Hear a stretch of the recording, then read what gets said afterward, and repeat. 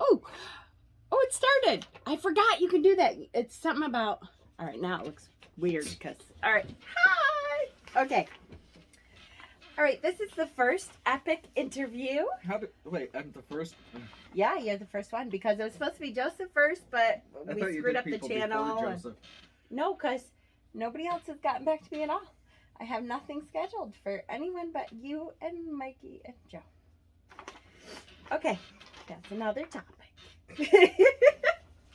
All right, so these interviews really are just for us and for our circle to get to know each other better, and so people know like who they can come to for help and feel more comfortable with us and our paths and how things went. I still have to do my own. Like I have to ask myself all these questions, which I kind of feel like everybody knows mine. So that's I feel kind like of you silly. did that before already, though. Yeah, yeah. So can't they just look at the other ones? But I'll get there. I swear. Okay. All right. First question. Here we go. Oh wait. Do you want to introduce yourself first? I'm Ben. I follow a Druid path. Perfect. All right. Describe your spiritual path from childhood to now and what drew you to this path. As a child, we church hopped a lot because of my mom's childhood. She never really agreed with the religion that my grandfather followed. So it was a lot of Southern Baptist church hopping that was always fun as a gay boy still in the closet. Oh, you poor thing. But she was seeking, so that's good. That Right, means your mom was yes, seeking. Yep. But I always felt more connected spiritually when I was up here visiting my grandfather because we always went out and did things in nature And your grandfather was part. So there's debate about that. I own it because I feel connected to the native path anyways, but there's controversy in the family as to whether that's actually true or not. Oh, I see. Which I didn't find out until like 3 weeks ago. Oh, I see. Family controversy. We all have those. Okay. But I mean, based on the ancestry that I've done, it would make sense because the Mohawk region is where we came into, so it would make sense that it's there someplace. Yeah. Cool. Describe your unique current path and what practices you do that help to define that path. I consider myself. Druids call it ovate. Native traditions call it shaman or medicine man because I do a lot of journey work, healing on the astral. A lot of what my practice is on the astral. What makes it unique?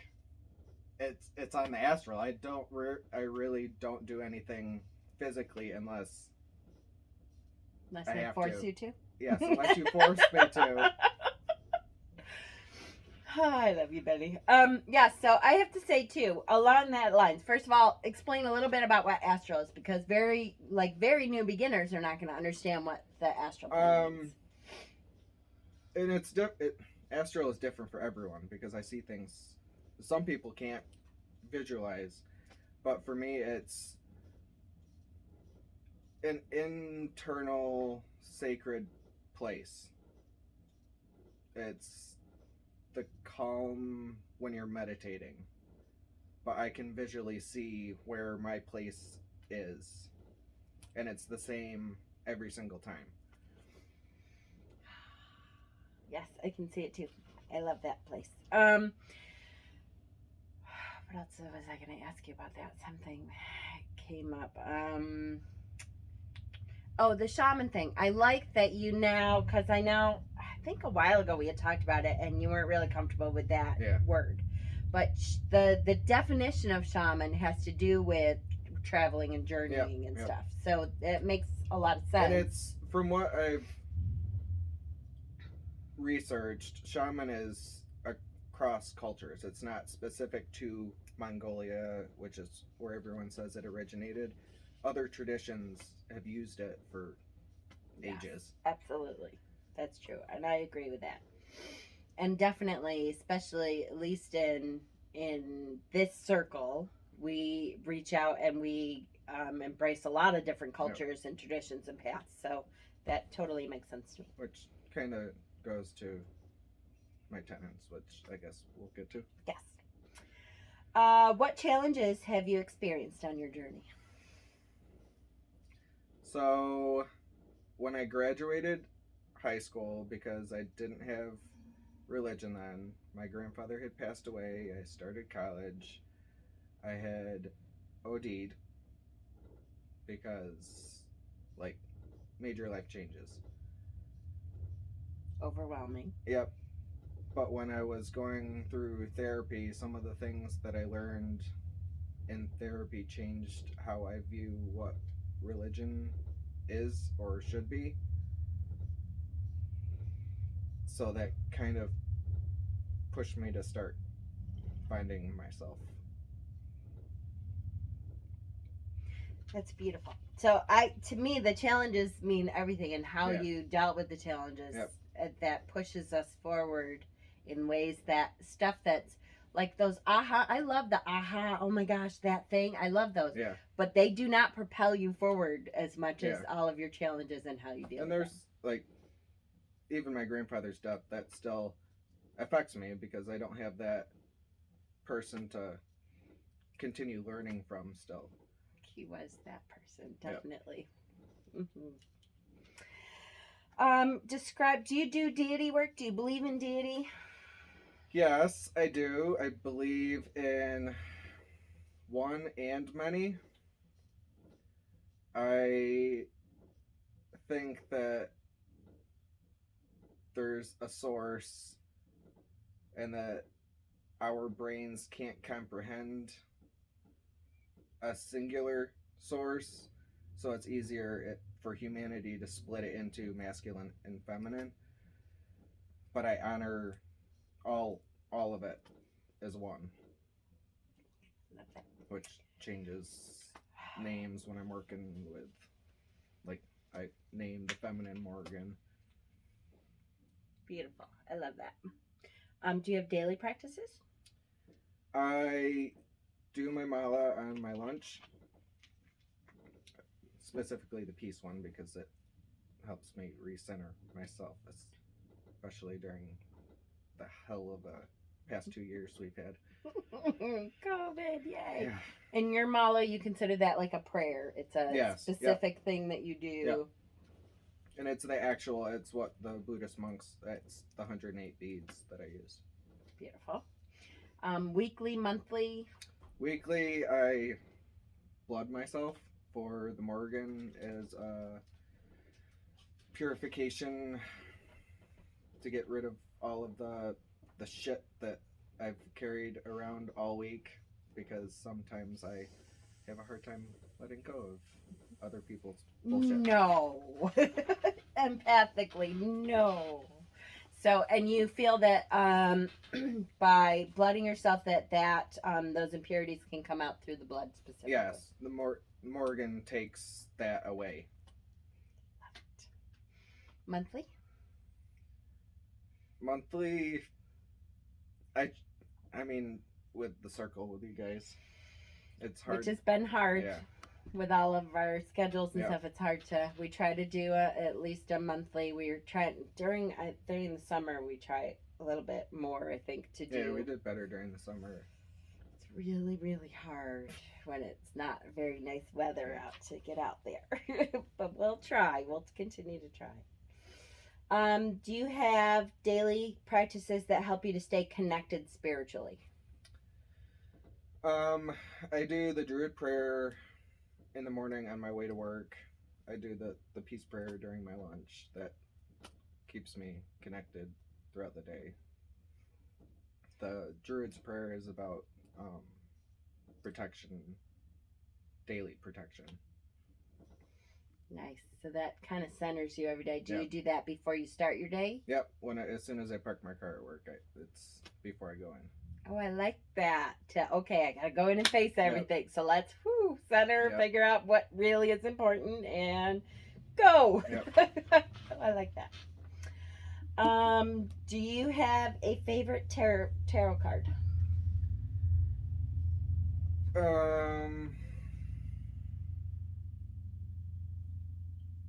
I guess it would be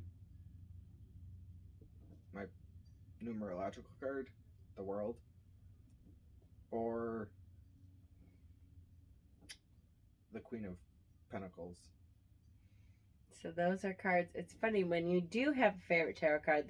Those are the cards that you look for in every deck. So you pull those ones out. Do I like this deck or not? And they have to be decent in order for you to like it.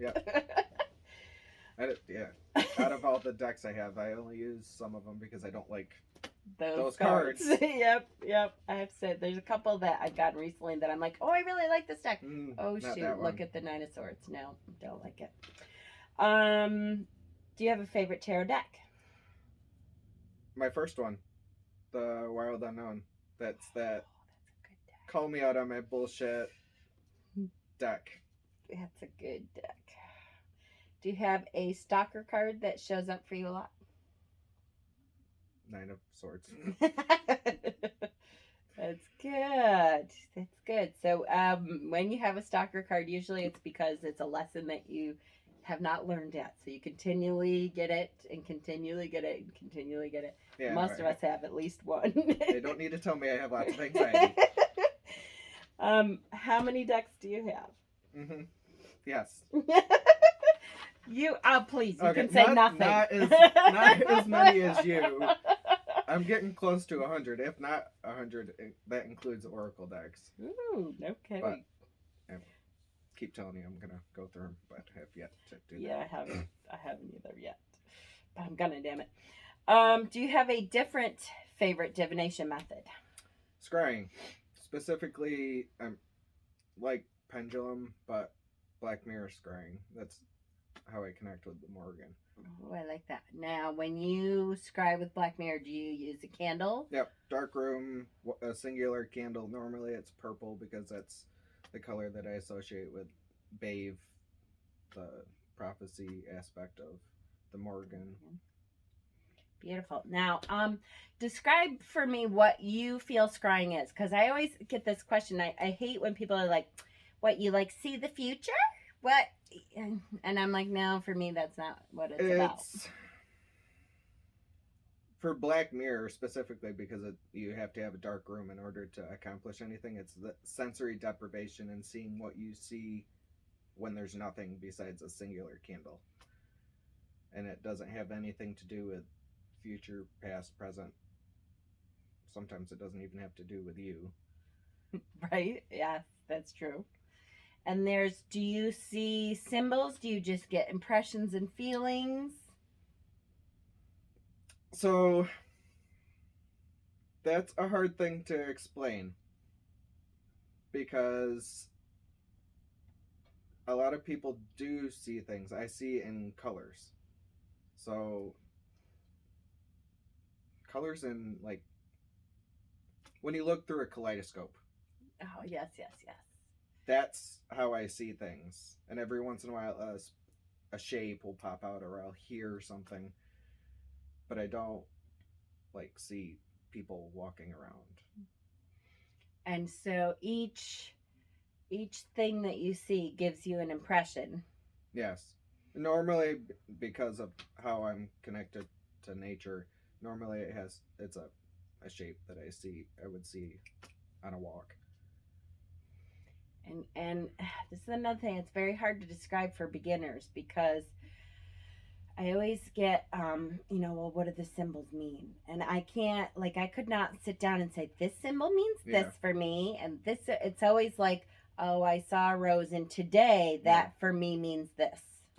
It doesn't always mean that. Yeah. It's like the impression that rose gives me today. This is what I get from it. And it's really more about trusting your own self. So when you see something and you feel like that gives you this impression, that's what you trust and you know. But I mean, that's like when I had journeyed and came to talk to you about what your symbolism was, because I knew that it wasn't mine. Right. It wasn't what I knew it was supposed to be. Right. Yes. That was really good.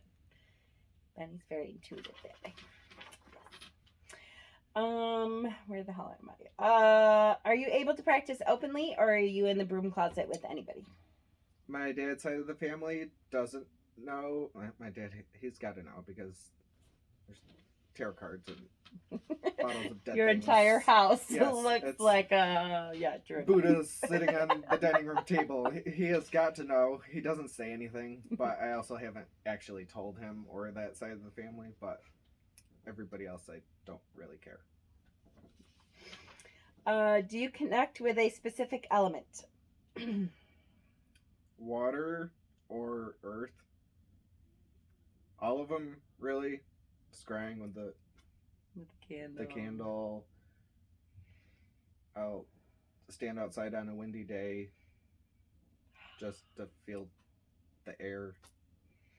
And do you incorporate those elements? Well, of course you do, Druid, but with your daily practice, with your spiritual practice? I should do it, but I don't. I'm supposed to, well, traditionally, supposed to do a sphere of protection every morning, but I don't do that, and that incorporates all of the elements. Oh, but I do incorporate water every morning when I shower in the morning. So yeah, water is really the water true cleansing. Your true element. Yeah. And it's supposed to. Don't forget that if it works for you, it works. That's right. So it's, there's a lot of things in our tradition that I'm supposed to do that just doesn't. Yeah. If you don't connect with it, that's okay. Did you have any particular aha moment with your spirituality, or was it like a gradual process? I guess it's been a gradual process. I mean, other than at the beginning when I was going through therapy and stuff like that. But ever since then, I've just been learning and developing my own opinions on it. Gradually, it gets to that moment of, oh yeah, this is really how I feel about things. Do you feel drawn to crystals? Yes. Are there particular ones that you work with regularly? Pre-night, lab. I always have lab on me. Pre-night. Ooh, that's good. That's really surprising considering you're such a water person. When I think of you, I think of water. And pre-night for me is such an earth. But I think that's why I like it, because it keeps me grounded. But because green for me is healing I associate with water. So. Okay. So that for you could be a water stone. That's good. That's such a good example. I love that. Yes. So again, crystals, what you feel from them, that's what works. Do you have a favorite season or Sabbath? Mabon. I mean, the summer solstice too, because my birthday, but Mabon, because that's when the earth has the most abundance. You can see what's been produced throughout the year. Love it. The harvest. Yep. The smell, even the smell of Mabon. Oh, it really is. If you could see 5 and 10 years into the future of this circle, what role do you see yourself in?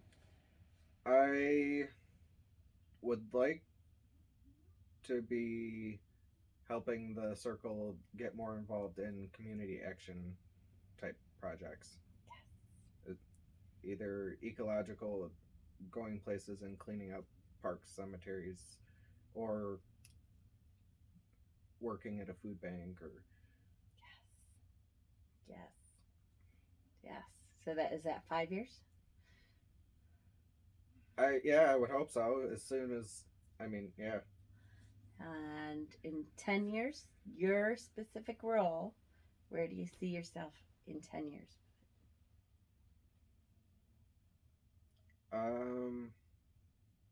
Don't be afraid to say it. Whatever it is, it gives me an idea of what the goals are.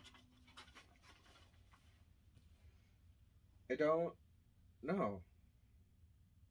That's okay. Where I see us or me in 10 years. That's okay. That's an acceptable answer.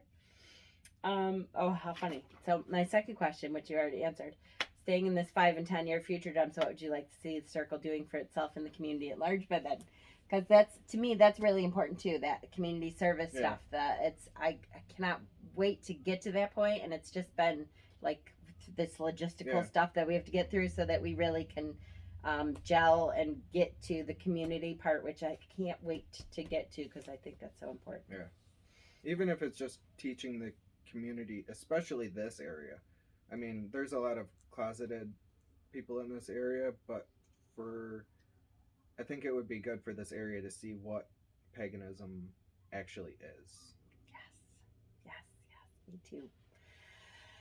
Name one thing that you are currently interested in learning about in our circle. I'm really interested to see Michael's about the draconian path, because that's how I see the spirit of my drum, and I have no idea. No kidding. Why? Oh, I didn't know that. That's cool. I love it. Name one thing that you are interested in teaching or mentoring others about in our circle. Journeying. I love trying to help people journey.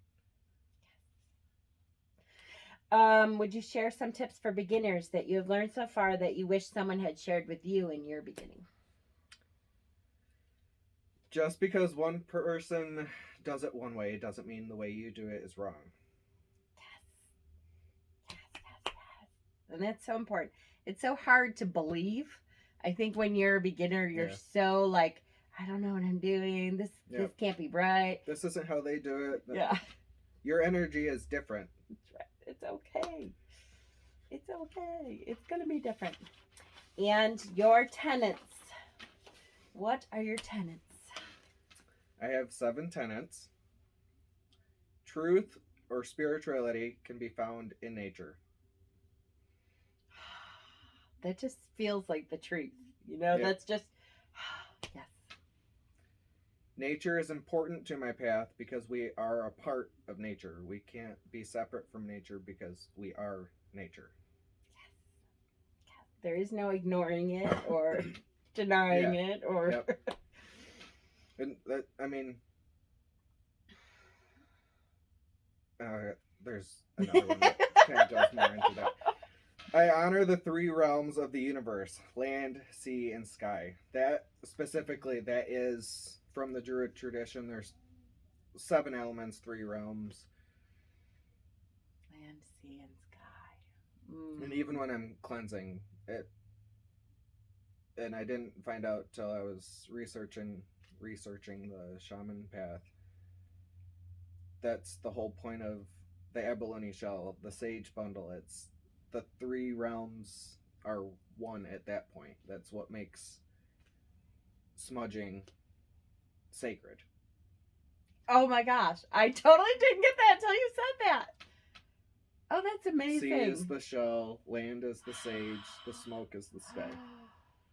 I totally did not get that until you said that. But it also incorporates all of the elements too, not just the realms. Yes, because the smoke, the air, the fire, the sage, and the shell. That's amazing. I love that. Okay. I honor the sacred cyclical pattern of the soul, life and death. It's always changing. Your energy will always be changing form. You might not be human again. A lot of people in Druid tradition believe that you become a tree when you die, plant, dirt, rock. Energy, you can't destroy science. You can't destroy energy. You just change form. So you die, you become something else. You can't change that. And the cyclical form of everything. Yep. It's the everything seasons. Is in the cyclical natures. Even rain. Yes. The lakes, the clouds. It evaporates. Yep. Oh, beautiful. Everything is connected and cannot exist on its own. That's that web of, you always talk about the weird or word. Yes. I view it as, because tree, roots, Mm-hmm. and the branches come out of my head, so I'm connected to deity, but through my roots, I'm connected to everyone else. And there's a specific tree, and I always forget what one it is. I want to say it's ash. That they branch off of a mother. I think that's right, because that's the ash is the world tree. Yeah. I think you're right. Yes. And again, that is another thing with your element that you're gonna feel the connection different than I feel, and I do think that has a lot to do with how you feel the world. Your earth and water and that, and mine is air, so it's out here. Yeah. But yeah, like even that connection, everything that we do affects everyone else. Even if you don't see it, your energy moved somebody else's energy, regardless of whether you think it did or not, or that wasn't your intention. Yep. And so I think too, you can use that in your dark days when you feel the darkest, when you feel like you're disconnected. Understand that you're really not. You might not understand it. You might not be getting feedback that you have affected people, but you have affected people on a deep level that you have no idea until we're spirit again and not of this plane. And I kind of can't wait. There's that point that when you realize that spirit can see all the connections, that you're like, oh, this is going to be really cool. Yeah. Like to see all of those connections that I missed. That I was like, that didn't really affect anybody. Why am I doing this? Yep. But no, really, everything. That goes with the next one. Everything done with peace, but take no shit. Yes. Because a lot of people have an issue doing hexing and cursing and stuff like that, but you need to guard your own energy. Yes. And sometimes that might negatively impact the people around you. That's right. And that's absolutely, that's the way I see it too. More power to you. If you think that everything has to be light and love, that's fine. Nothing wrong that's with good that if that works for you, great. But that's not where I'm sitting at. And I took the take no shit part from a medicine woman that Mikey introduced me to. She had done an interview or something on YouTube, and I had watched her, but now I listen to her podcast. And that's one of her things, because everybody is always like, well, you're a shaman, you can't do that. But no, it's my energy. I need to protect myself first before I can help anyone else. That's right. And those I love, and yeah, absolutely. For sure. Agreed. And my last one is I honor the many faces of the source. Which hermetically, nous, the one, science calls it Big Bang, the mind. It's one of the hermetic principles. The mind is mental. That our divinity is within ourselves. It just is easier for us to separate it into masculine, feminine. That's right. Absolutely. And we'll talk about, there's so much, it's funny now, there's so much more information now than when I started my journey about the source and about like our striving to reach back to the source. Yep. and how everyone starts as one and we're striving to create that one again, and where we're at in that journey. And there's a whole realm of teachings about that is so interesting. And I mean, even that connects back to what I was saying about the world tree and how I feel it, because it's a singularity, but it's within all of us, because that's where we all came from. Yes. I love it. Anything else you want to say, Benny? If it works for you, it works. Yes. How many times have we said, really, I only need one video. And I click, if it works for you, it works, done. Yep. And that's all I ever needed to say. Somehow I don't think I would have as many followers, but that would be it. That's all you need. Yep. All right. Thank you, Benny. I love you. Love you. Bye.